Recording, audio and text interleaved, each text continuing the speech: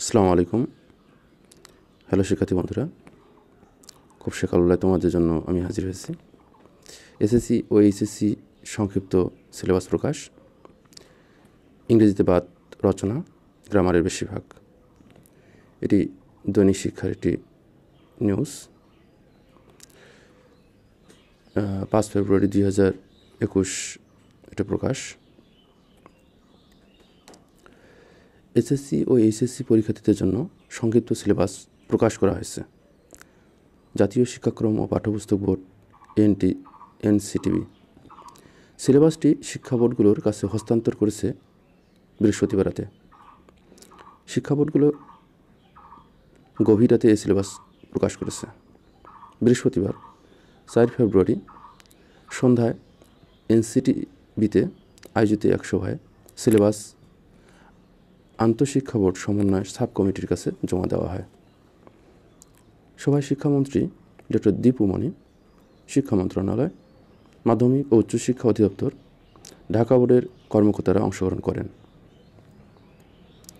সিলেবাসটি এনসিটিবির পক্ষ থেকে আন্তঃশিক্ষা বোর্ড সমন্বয় সাব কমিটির সভাপতি ও ঢাকা শিক্ষা বোর্ডের চেয়ারম্যান অধ্যাপক নেহাল আহমেদের কাছে জমা দেওয়া হয়। সব বোর্ডের কাছে সেগুলো পাঠানো হয়। পরে রাতে তা প্রকাশ করা হয়।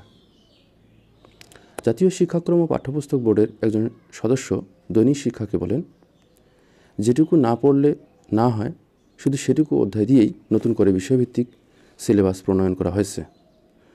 ছোট হওয়া সিলেবাসে সবসময় প্রশ্নের বিভাজন ও নম্বর কাঠামো ঠিকই থাকবে। অর্থাৎ যে সিলেবাস প্রণয়ন করা হয়েছে সেখান থেকেই প্রশ্নপত্র প্রণয়ন করা হবে। তবে ইংরেজি বিষয়ে প্রশ্নের কাঠামোতে কিছু পরিবর্তন এসেছে। এর মধ্যে ইংরেজির গ্রামার অংশে ন্যারেশন, বাক্য গঠন সহ বেশ কিছু অংশ বাদ। পাশাপাশি ইংরেজিতেও রচনা অর্থাৎ এসে রাইটিং লিখতে হবে না। নাম প্রকাশ অনিচ্ছুক এনসিটিবির ঊর্ধ্বতন আরেকজন কর্মকর্তা বলেছেন, নামকা ওয়াস্তে সিলেবাসটি প্রণয়ন করা হয়েছে, কারণ পরীক্ষা দুটোতে কোনো অটোপাস দেওয়া হবে না। ছেলে মেয়েদের পরীক্ষায় বসতেই হবে, পরীক্ষায়ও হবে নামকা ওয়াস্তে। এজন্য প্রতিটি বিষয়ে 30 থেকে 35% অধ্যায় নির্বাচন করে সিলেবাস প্রণয়ন করা হয়েছে। তোমরা এখানে বিষয়টা খুব গুরুত্ব দিবে যে 30 থেকে 35%, খুব বেশি কিন্তু সিলেবাস বড় হবে না।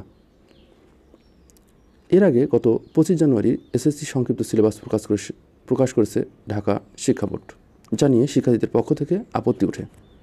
প্রকাশিত সংক্ষিপ্ত সিলেবাস 3 বা 4 মাসের মধ্যে শেষ করা সম্ভব নয় বলে শিক্ষক, শিক্ষার্থী ও অভিভাবকরা জানান। তারপর সিলেবাসটি আরও সংক্ষিপ্ত করার উদ্যোগ নেওয়া হয়। গত 25 জানুয়ারি সিলেবাসটি আরও সংক্ষিপ্ত করার দায়িত্ব দেওয়া হয়েছিল এনসিটিবিকে। শিক্ষার সব খবর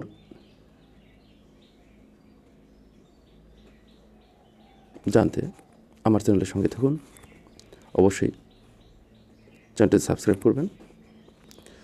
সাবস্ক্রাইব করলে আপনারা শিক্ষা বিষয়ে যে কোনো সংবাদ খুব তাড়াতাড়ি পেয়ে যাবেন, নোটিফিকেশন হিসেবে আপনাদের কাছে পৌঁছে যাবে।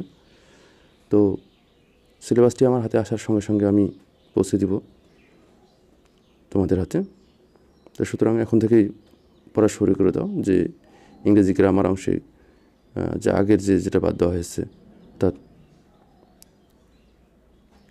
এখন বাদ দেওয়া হচ্ছে ন্যারেশন, এবং আগের যেটা ছিল লিঙ্কিং ওয়ার্ড, এগুলো বাদ দিয়ে তোমরা পড়া শুরু করে দাও। তো এখন এ পর্যন্তই।